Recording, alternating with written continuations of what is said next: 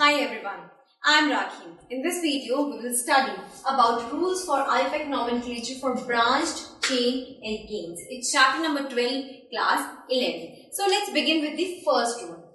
Longest chain rule. इस longest chain rule में क्या पॉइंट्स हैं, किस तरह से हम एक हमारे पास जो कंपाउंड होगा उसमें लॉन्गेस्ट चेन को हम फाउंड आउट करेंगे. So let's study. ठीक है. So first select the longest continuous chain of carbon atom. This is called a parent chain. कुछ वीडियो पहले मैंने आपको parent chain के बारे में बताया था कि parent chain एक ऐसी chain है which contains a long continuous chain of carbon atoms. So same is the case over here.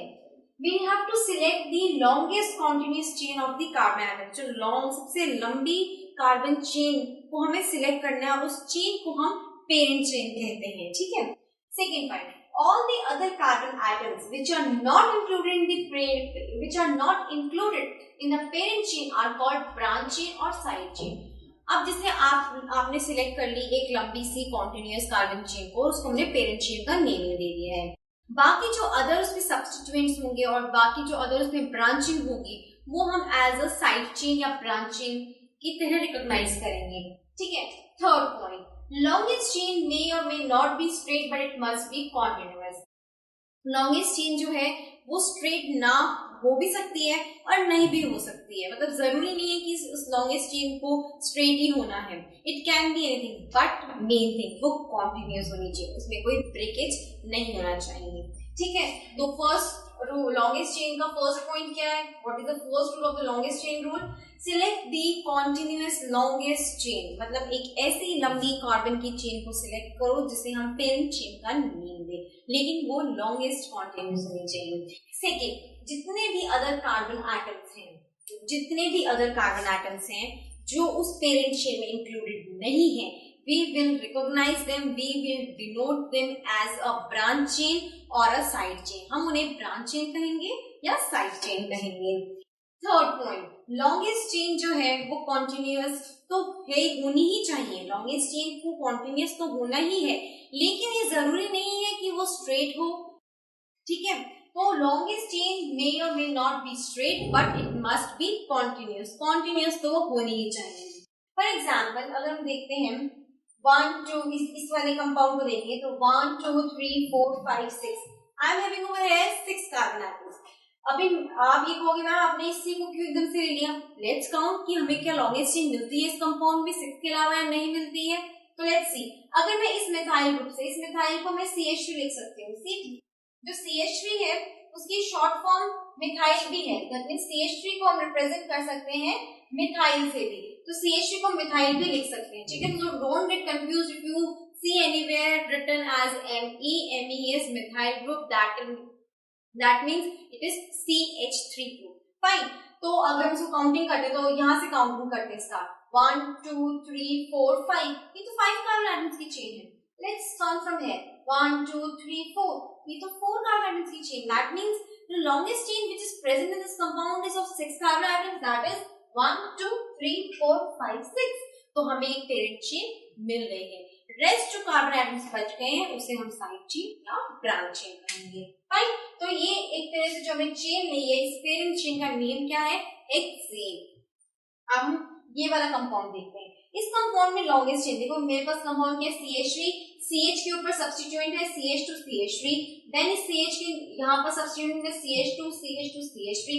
And then CH से आगे जो चेन चल रही है वो CH2 CH3 है. अब हमें इसमें से लॉन्गेस्ट चेन फाउंड आउट करनी है. कैसे? अब लेट्स हम सिंपली चेन काउंट करते हैं. 1 2 3 4 5. ये तो 5 कार्बन एटम्स की चेन है. इससे ज्यादा भी हो सकती है और इससे कम भी हो सकती है. लेट्स फाउंड आउट कि हमें 5 कार्बन एटम से ज्यादा की चेन मिले या कम की. अगर कम की मिली तो 5 ही रहेगी, लेकिन अगर ज्यादा कार्बन एटम की चेन मिली तो that chain will be considered as a parent chain. तो काउंटिंग स्टार्ट करते हैं. अगर मैं यहाँ से काउंटिंग स्टार्ट करती हूँ 1 2 3 4 5 6. 1 2 3 4 5 6 7. ठीक है. अगर मैं यहां से काउंटिंग स्टार्ट करती हूं, अगर मैं इसका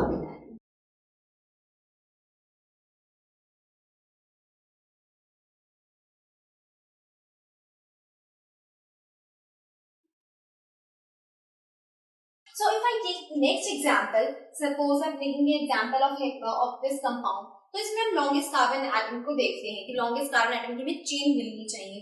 तो एक सिंपल सा पहले देखते हैं कि भाई ये लॉन्गेस्ट चेन है नहीं है। तो 1 2 3 4 5 ये मेरे पास 5 कार्बन एटम्स है। तो अब हम लेट्स सी कि हमें 5 कार्बन एटम से ज्यादा की चेन मिले या 5 कार्बन एटम से कम की चेन मिलती है। अगर कम की चेन मिलती है we'll have the parent chain as 5 और अगर हमें ज्यादा की मिलती है तो we'll be having parent chain that one। Okay so अगर हम लेट्स काउंट, यहाँ तो मैं ये जो मैंने सिंगल एक एज अ स्ट्रेट चेन देखी तो 5 कार्बन एटम की चेन थी।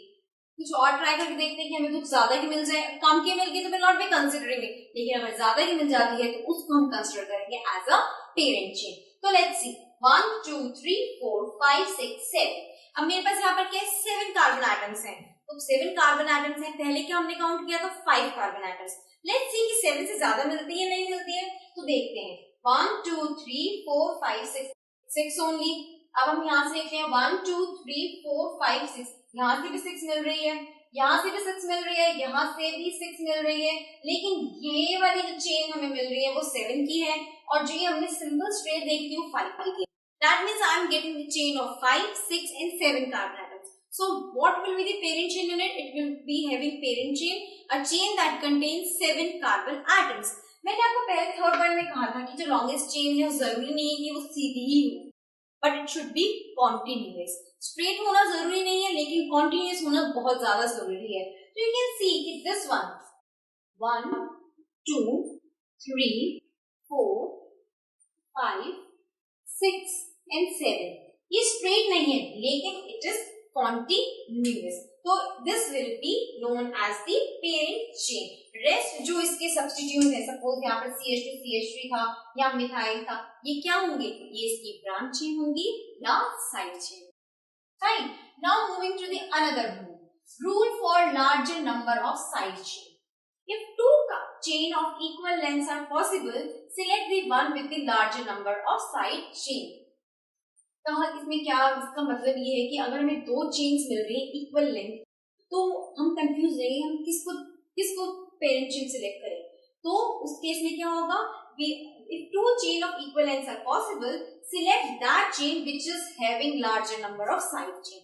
अगर हमें दो इक्वल लेंथ की चेन मिल रही है एंड वी आर कंफ्यूज्ड कि हम कौन सी चूज करें, तो will be choosing that parent chain which will be having, जिसके पास सबसे ज्यादा नंबर होंगे किसके, साइड चेन के या ब्रांच चेन के। ठीक है, अब देखो अगर मैं काउंटिंग सिंपल एक स्ट्रेट चेन ले करती हूँ तो 1 2 3 4 5 6 ये 6 है, लेकिन 6 हम कहीं से भी देख सकते हैं 1 2 3 4 5 6, यहाँ से भी 6 आ रहे हैं, यहाँ से देखते हैं 1 2 3 4 5 6, यहाँ से भी 6 आ रहे हैं। नहीं, in both the cases we are having 6, मतलब हमें दो इक्वल लेंथ की चेन मिल रही है, तो हम वो वाली चेन देखेंगे जिसमें हमारे पास larger number of side chains होंगी। तो हम ये वाला अगर चेन देखें तो इसमें हमारे पास दो साइड चेन्स हैं, there are larger number of side chains, तो इस वाली चेन को हम as a parent chain recognise करेंगे, एज अ पेरेंट चेन कहेंगे। तो अगर मैं सिंपल पेरेंट चेन का नेम देखती हूँ हेक्सेन है, और इस हेक्सेन में we are having 2 alkyl substituents. So in this video I have just told you about the two rules. The first rule, longest chain rule, and the second rule for larger number of side chain. Hope these two rules have been clear to you. Watch the next video for having more rules to be clarified. Till then, take care and goodbye.